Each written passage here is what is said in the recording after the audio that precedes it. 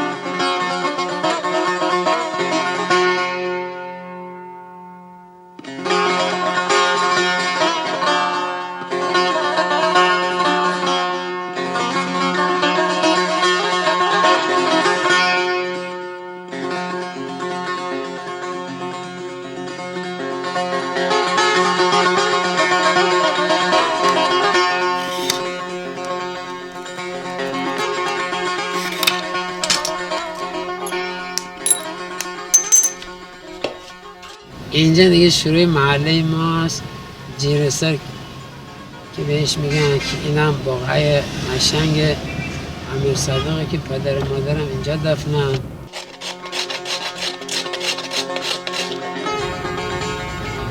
که شب عاشورا اینجا معمولا عزاداری میشه تو محل ما که میرفت و محل میکردن.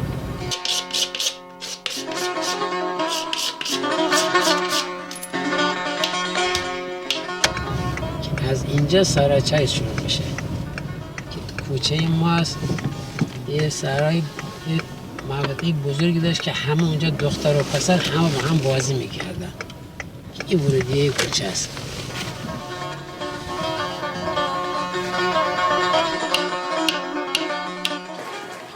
این خونه مادری بود که خرابش کردن. خیلی قشنگ و زیبا بود به صورت سنتی قدیم. خرابش کردن خرابش کردن بگیشید کردن. خیلی قشنگ. حالا میگفتن همسایه ها میگفتن که وقتی داره اینجا رو میکنن مثل تمام احساساتمون رو داره میکنن، تمام عواطف و گذشته رو داره میکنن. حالا به این شکل در آوردن خیلی هم زشت شده اصلا.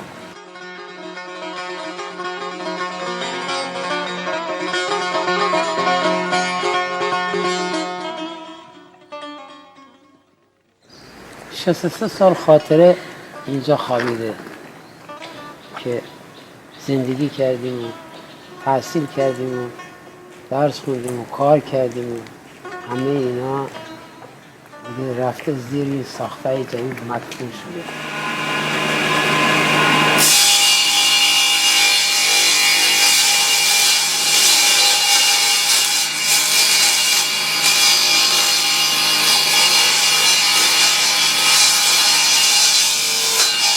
میری میزون میکنی مثلا سمیل ور میبری ازش.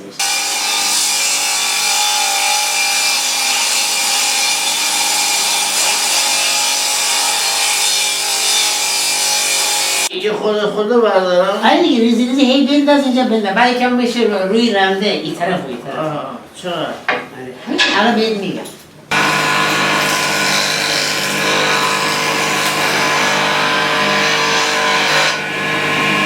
ما خودمون نزدیک 50 سال نجاری دارم میکنیم.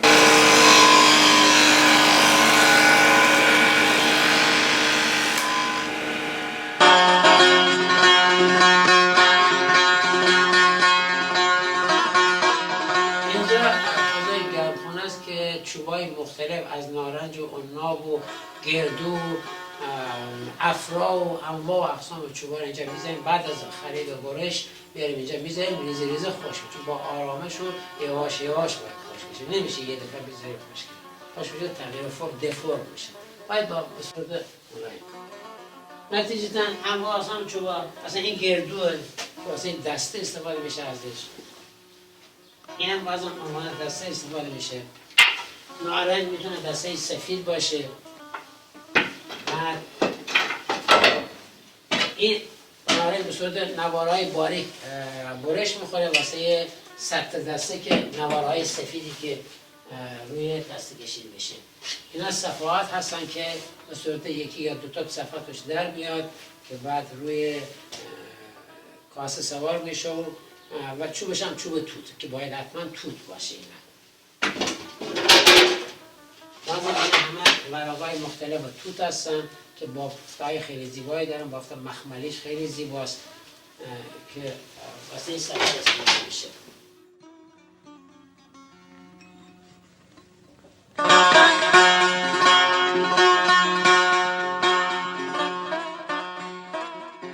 بچه‌ای که بغل دستم نشسته وقتی می‌بینی تنبک نواز داره تنبک به اون زیبایی میزنه یا یه نی نواز یا ستار نواز یا سنتور میزنه، یکی از اینا رو اون بچه اونجا انتخاب میکنه. به محضی که بیرون میاد به پدر مادرش پیدا میشه که واسه من فرزند میگه اون چی؟ میگه کموچه. میگه کموچه واسه من بخواد یا سنتور بخواد.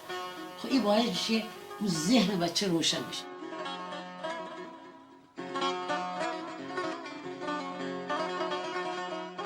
خب ما باید به اینا اولی که داشته هامونه اونایی که علاقه‌مندن یاد بدیم که چجوری رمز راز یه ستار یا سنتور یا هر چی که میسازیم یا تا رمز رازش یاد شده. اینشو یاد بدیم. همین اونایی که به گور بردن به بیش که یاد نداره. این کار درستی نیست. ما منتظر نیستیم همیشه توی اتاق که یکی بیاد آقا به من یاد بده. بالاخره 4 بار ما رو میشناسن میسازید. خب آقا به من یاد بده. که یاد نمیدن. خیلی ها بودن که یاد ندادن و اطلاعاتشون بردن با خودشون.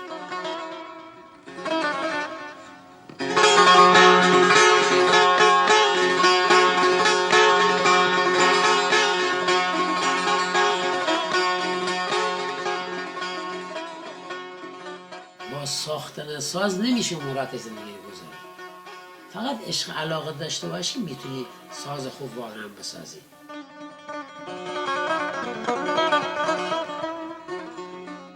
خب همه مدت تمامی مدت چون با پدر بزرگم نیازهای مردم شهر رفت میکرد، هر نوع نیاز کارهای صنعتی انجام میداد، کار چوب و نی میساخت، نی لبک میساخت و چیزای دیگه میساخت.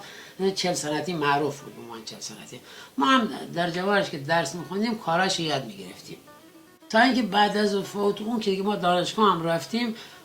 خب نجاری همیشه بیشتر از اون شغل اصلیم دوست داشتم که همون دانشگاه مهندسی خاک خوندم.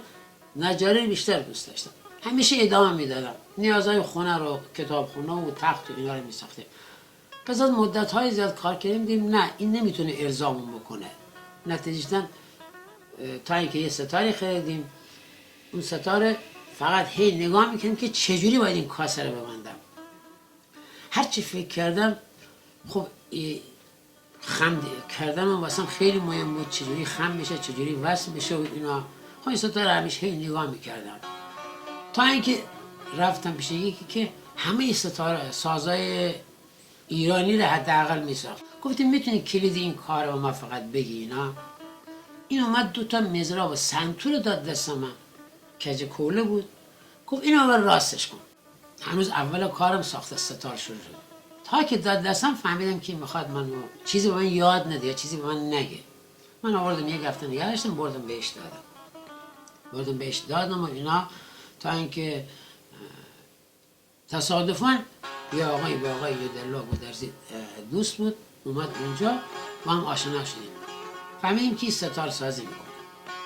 اونجا در عرض 3 روز کلید کل کار من یاد که چه کار میکنه.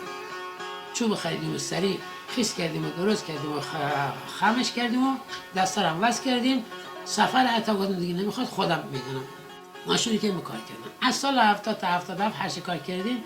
گفتیم خب مهرمون روشه، یک بار دست مردم نتیجتاً خوب نیست، سازای خوب همه رو انداختیم تو آب، از بین بردیم. چون تو آب بذاری دیگه پس از مدتی چسبا باز میشه دیگه. گفتیم یا نمیسازیم یا حرفه‌ای تمام حرفه‌ای می‌ذاریم برای همیشه 100 سال عمر بکنه. اومدیم سال 78 دیگه گفتیم باید حرفه‌ای بسازیم. شروع کردیم به ساختن که اولیش حالا تو فرانسه است، دومیش پیش دخترمونه و همونطوری الی آخر که تا حالا سازهای زیادی هست که تا مناطق مختلف دنیا هستن.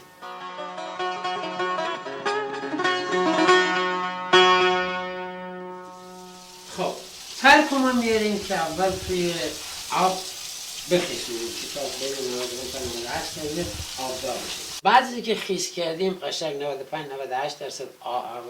آب جذب کرد، میاریم چی؟ تو این چند ظرفی میذاریم میجوشونیم. هم شیره کشی انجام میدی، اون شیره های چوب کشیدی میشه، پروزیته هاش زیاد میشه. صدای ستار تو چیکار میکنه؟ صدای ستار تو بهتر میکنه، شفافتر میکنه. این چون وقتی که اینقدر جوشی سریع نرم میشه، میاری اینجا میذاری رو قالب، میذاری روی گاز، یه واشوا با شوره فوق العاده کم چی میشه؟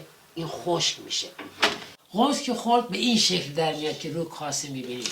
این روی رنده‌ای که معکوس روی گیره بستیم میکشیم. به این شکل میکشیم، از این ور ریزه میشه، از این ور میکشیم، این طرف ریزه میشه، این طرف میزون میشه. روی سر میکشیم کاملا سیغلی بشه که وقتی اونجا جا بخوره خط درز اصلا دیده نشه.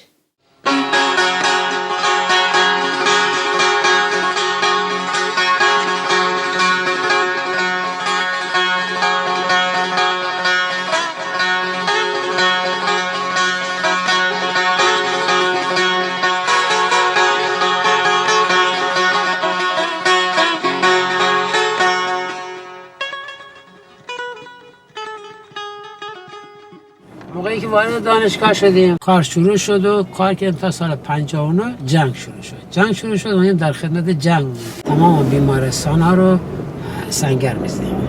یکی از خاطرات شیرین من اینه که آخرین بیمارستان اومدم من گفتن که احتمالاً از حمله عراق خبر داشتن، گفتن این بیمارستان امروز تموم بشه. از صبح بیمارستان شهید رجایی میگن الله کوروش کبیر اسمش بود، امکانات هم همه چی داره، گفتن امروز تموم بشه.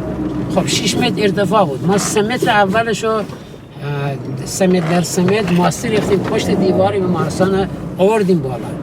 3 متر دوم و گونیای 80 کیلویی آرد و پر ماسه کردیم چیم تا بالا تموم شد. شب که خوابیدیم خب اینقدر صدای موشک‌ها و توپ شنیده بودیم میشناختیم دیگه چی داره میزنن. اولی که زد به رفیقم گفتم موشک 3 متری زدن، خیلی هم نزدیک ماست، روبروی بیمارستان هم ساکن بودیم. دومی رو زد، گفتم حمید بلند شو که زدن دومی رو، سومی رو حالا میزنن. به محضی که سومی زدن گفتم دیگه خیلی نزدیکه. خب چراغ نمیتونیم روشن کنیم، از آپارتمان طبقه 4 اومدیم پایین. نتیجه اومدم پایین، برگشتم دیدم سمت بیمارستان شهید رجایی یا کوروش کبیر قدیم دود میاد بالا. اینا رسیدم اونجا، رفتم تو بیمارستان، همه جا تاریک. گفتم چی شده اینا؟ صدای من پرستارا شناختم. گفتم آی جمشیدی واقعا امروز کار بزرگی کردی. گفتم چی شد؟ گفت درست موشک 3 متری خود روی سنگره و خونسا شد، چون ماسه 3 متر عرض ماسه بود، خونسا شد. گفتم خب کسی زخم؟ گفت نه، 19 تا نوزاد یک روزه بودن، همه از سبد فقط افتادن پایین، هیچی شنم نشد. این حرفی که زدم خیلی اشکم اومد بیرون اصلا از خوشحالی.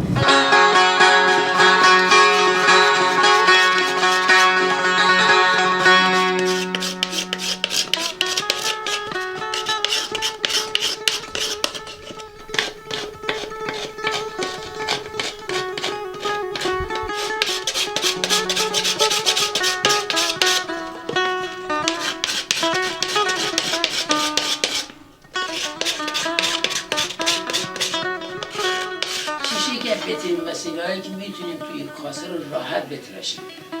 مثلا شیشه بار به صورت همیشه قوسی برش میدیم که بتونه تو کاسه بگرده، راحت بگرده، کامل داخل سیغلی باشه و صدا دوباره برگرده از سوراخ‌های کاسه یا صفحه به بیرون.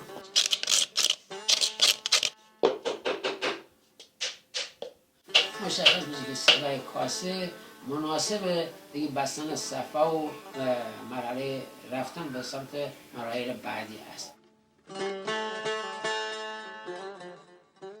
واقعا میگم چوب با آدم حرف میزنه، میگه با من چه کار بکن، از من چی بساز. موسیقی ایرانی حداقل واقعا مهجور مانده، از رنج و درد مردم صحبت میکنه. چطور ما خیلی از چیزها رو تعصب داریم، حاضر نیستیم 1 سانت از مملکتمون از دست بدیم، و فرهنگمون هم نباید از دست بدیم. وقتی که حمایت نمیشه از موسیقی ایرانی یعنی داری چه کار میکنی؟ فرهنگ ریزی ریزه خوردش میکنی.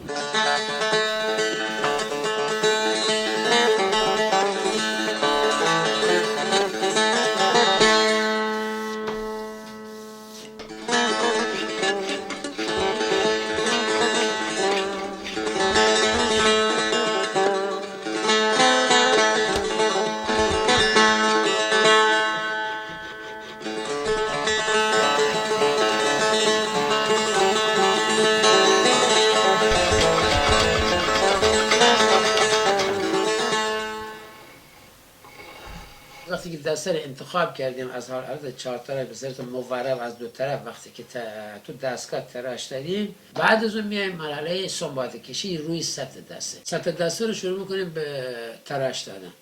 بعد دیگه شروع میکنیم با شیشه یواش یواش آرام میایم چیکار میکنیم؟ اینو تراش میدیم. بعد میده سنباده هزار میکشیم روش. این دیگه سیغلی کامل، لاکالکلش هم خورده. دوست ندارم ستارمو بسازم که دکور بکنم اونجا دیوار، مثلا 50 سال بعد بگه این ستار مال فلانیه. من تمام کنسرت هایی که دیدم و اونایی که ندیدیم همونطوریه، میان می نوازن، ولی تا حال ندیدم که یه نوازنده ای که سر میره شروع به کار بکنه. خب وقتی که آقای عشقی یه اتاق 9 متری داشته، هم خونش بوده هم کارگاهش بوده، همه زندگیش اونجا بوده. خیلی از نوازندگان بزرگی رو افتخار میکنن که ستار عشقی رو دارن و به هیچ قیمتی به کسی نمیفروشن. یه بار نمیشه که این سازی که تو داری میزنی قبل از شروع بیاین یادی از اون گذشتگان بکنیم. این سازی که من ستاری دارم میزنم یا تاری که دارم میزنم مثلا تار یحیاست، چون نمیدونین چقدر جون کندن داره تا بخوای یه ستاره تمام حرفه‌ای بسازی. واقعا زحمت میبره. شما قیچک نشون بدین بس شاید 100 تا جوان هیچ کس نتونه بگه این قیچکه، اصلا نمیشناسه. شما وقتی که یه چیزی یاد میگیرین، اون پدیده اون کار باید یاد مردم بدین، نباید با خودتون به گور ببرید.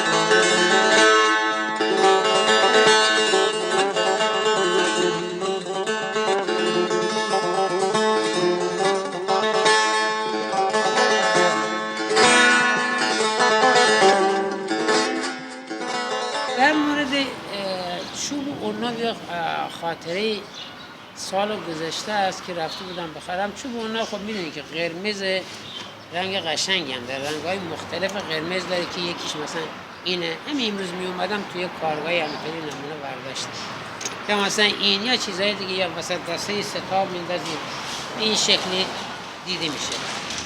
خیلی رفتم پیش کسی که همیشه ازش اوناب میخریدم، بعد رفتم یه الوار رو انتخاب کردم، یه درختی رو انتخاب کردم تو کارگاه. بعد برشش تا 4 تراشه، گفتم نصفش میخوام. گفت باشه، نصفش کرد، 4 تراشه نصفش کرد. نصفش برداشتم واسه گفتم حالا خوردش کن. خوردش که ورقش کرد و 5 میل 6 میل واسه خورد کرد و این چیزی که من میخواستم واسه تبریز و 2 تا دسته. در همین موقع یه پیرمردی اومد، یه سیبیلی داد از سیبیل‌های شاه عباسی و اینا، با صدای همچین تیز و اینا.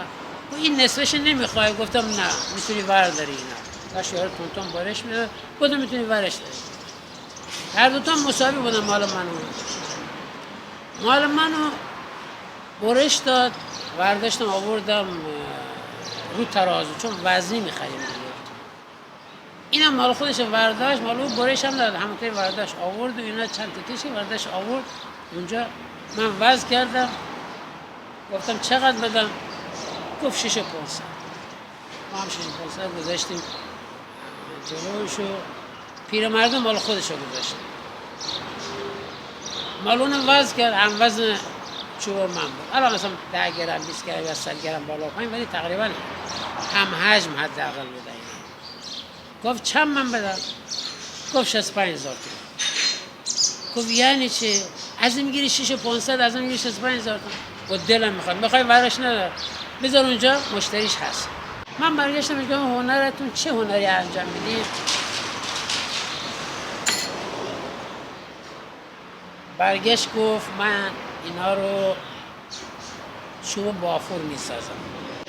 فروشنده گفت تو نباید ناراحت بشی چون تو ویرانگی واسه خونه های مردم ایجاد میکنی، ولی این نه، حداقل شادی واسه مردم ایجاد میکنی.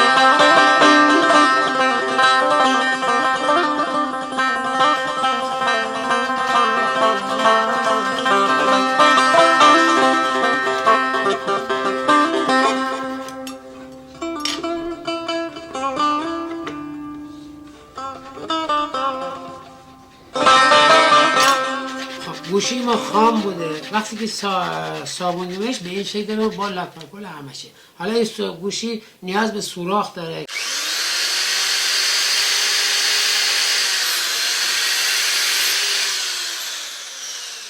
این باعث میشه که موقعی که نوازنده داره کوک میکنه حالا سر سن تو خونه است، هیچ وقت اون سیم، چون سیم از این سوراخ عبور میکنه، برمیگردونی سیمی که دورش میبندی تحت هیچ شرایطی که دستش اذیت نمیکنه، که به این شکل که تموم شده، این که خامش هست، این که تموم شده، گوشی آماده، سیم عبور میده از توشو میبندی که داری روی دسته ستار میبندی، مثل مثلا این دسته ستاری که اینجا هست آماده و اینا، و اینم همونجا.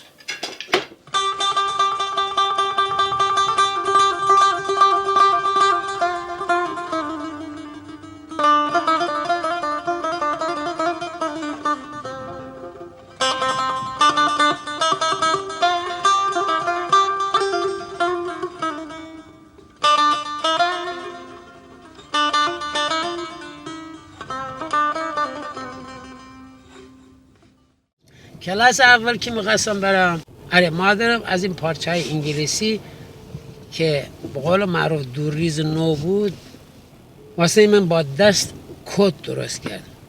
رنگ خیلی قشنگی بود، کرم. بعد واسه دوتا جیبای راست و چپش پارچه کم آورد، همون پارچه رو قهوه‌ایشو واسم جیب درست کرد. کلاس اول که رفتیم، خب رفتم بدون صف بود، برگشتم با صف بود اینا. خب رفتیم مدرسه و وقتی که داشتیم برمیگشتیم با صف بودیم. این صفی که تشکیل میدن که بیایم تا خونه، بعد یکی تو نزدیک خونشون از صف خارج میشدن، یکی از بچه‌ها که پدرش هم کارشناس چای بود و اینا، هی دستش مینداخت تو جیب و کت من، میگفت اینو مادرش واسش دوخته، با زبان محلی میگفت این مادرش واسش درست کرده. اونا بچه پولدار بودن، خب میرفتم بیرون میخریدن دیگه. من همینطور که اومدم روز اول از مدرسه، این کت گرفتم محکم زدم سر روی پله، گفتم دیگه اینو نمیپوشم. حالا تازه هم خود دست ساز مادرم بود دیگه، مثل بازار که نمیتونه توش. هر چی گفتم نمیپوشم اصلا دیگه. گفت بچه ها عزیزت که گفتم اصلا نمیپوشم، اصلا بدون کت میرم مدرسه. خب اونم آدم تیزی بود، فهمید. بعد با خالم که هر پنجشنبه میرفتن آستانه اشرفی نزد داشتن که برن پیاده اونجا و برگشتن که با ماشین بود اینا، اونجا من برد یک کت واسم خرید، فکر میکنم دقیقا یادم ولی هنوز عکسش دارم. بعد این داستان گذشت، تمام شد تا اینکه ما رفتیم دانشگاه و اومدیم و رفتیم تو یکی از این مؤسسات، چون دیگه نمیخوام زیاد به قول معروف لوش بدیم، اومدیم رفتیم اونجا استخدام، شروع به کار کردیم. روز اول که رفتیم خودمون معرفی کردیم، گفتیم برای ما انتخاب شدیم. گفت خب شما تشریف داشته باشین راننده‌تون بیان معرفی کنن. یه دونه اون زنگ فشار میده، اون راننده آقای جمشیدی بگو بیاد. اومد و تا اومد تو گفت سلام آقای مهندس، اینا به اون و به من گفت اینا. بعد گفت ایشون راننده شما هستن، از فردا کار سلکسیون شروع میکنیم. باشه. ایشون رفت بیرون. خب این مدیر کلمون آدم دیکتاتوری بود، خب کارشناس ازش میترسید واقعا. وقتی اون رفت بیرون، خب ما چون وصفش شنیدیم ازش میترسید. گفت آقای مهندس میشه این راننده رو شما واسه من نذارین؟ گفت چرا؟ گفتم یه راننده دیگه بذارین اگه ممکنه. گفت خب واسه چی؟ گفتم یه همکلاس من بود اینا. گفت غلط کرده که درس نخونده. بالاخره با هم رفتیم و شروع به کار کردیم. تمام مدت تقریبا مدت زیادی با من مؤسسه نمایی که کار کردم، حداقل بین 1-2 سال با من کار کردن.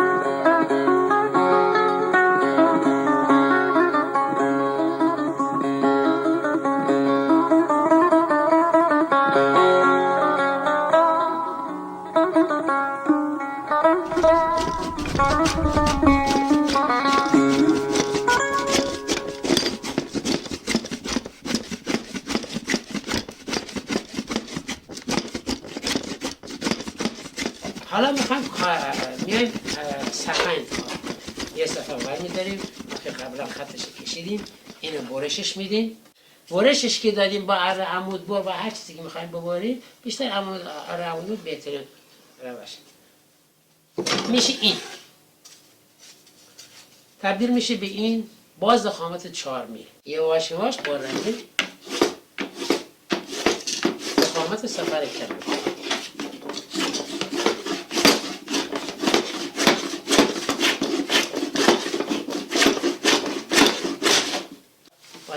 چسب کنیم. یه دونه خرک اینجا میذاریم، سیمگیرمون هم وصل کردیم. نتیجتا سیم عبور میدیم. دستری که ظریف کردیم دیگه داره به نهایی میرسه. چنین چیزی چرمی یا چیزی جسم نرم پلاستیکی توی گیره باید باشه. چرا؟ به خاطر که فشاری که گیره میاره ممکنه دست ظریف دست رو خراب بکنه. حالا از طریق سوراخ‌هایی که میزنن دیگه اون بستگی به سازنده داره که به شکل‌های مختلف سوراخ‌هایی که ایجاد میکنن.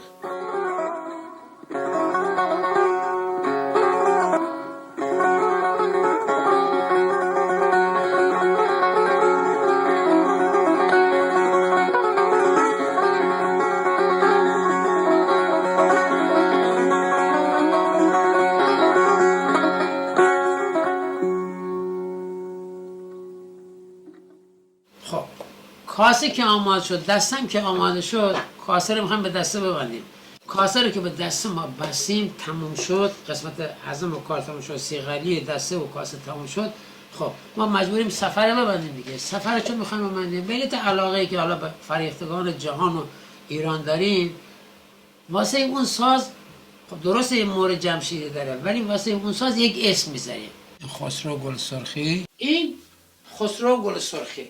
این هدهد. این چیه؟ این طاووس که تقریبا پشتش به شکل طاووس در آوردیم، پرای طاووس در آوردیم، دست تو خالی هم هست. چون اول به نام 9 تا برادر خواهرام نوشتم، ساعت بعد شروع کردم به فریختگان. این یکی خب قهرمان ملی ایران امیرکبیر. این یکی همون اسمش 28 مرداد یا افسانه خاموش اسمش گذاشته بینم که این ساز مال خودم ازش استفاده میکنم. البته قطعات خیلی کوچیکی میزنیم. این بیژن نجدی، این شاملو که اینجا نوشتیم من درد مشترک ما را فریاد کن. ضمن خطایی که میبینید خطای آقای استاد لؤلؤی مهر، این یکی بسم الله خان نوازنده معروف هند، این یکی از بهترین سازهای مردم صدادهی است به نام سوسنه که سال 81 اینو ساختم که هنوزم دارم که هیچ وقت نفروختم اینو و نگرش داشتم. این غزال که همون مارال خودم هم هست و اون یکی آخری که اون پشت هست به نام خلیل شیرازی که پاسدار معروفی بود که جانش خودش دوست ما بود و تو جنگ‌های دفاع مقدس در کردستان جونش از دست داد.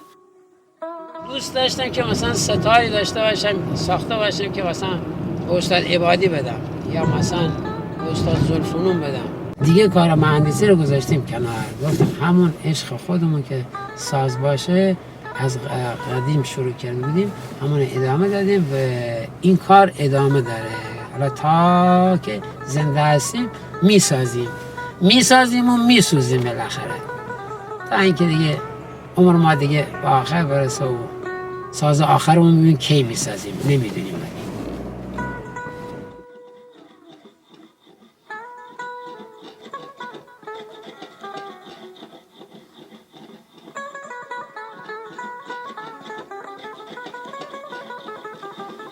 ای ز عشقت عالمی ویران شده اصل این ویران کردی من تو را مشغول می کردم دلم یاد آن افسانه کردی عاقبت یاد آن افسانه کردی عاقبت ای دل مجنون از مجنون مردی مردانه کردی عاقبت عشق را بی خویش بردی در حرم عقل را دیوانه کردی عاقبت شمالم بود عقل چارگر شم را پروانه کردی عاقبت شم را پروانه کردی عاقبت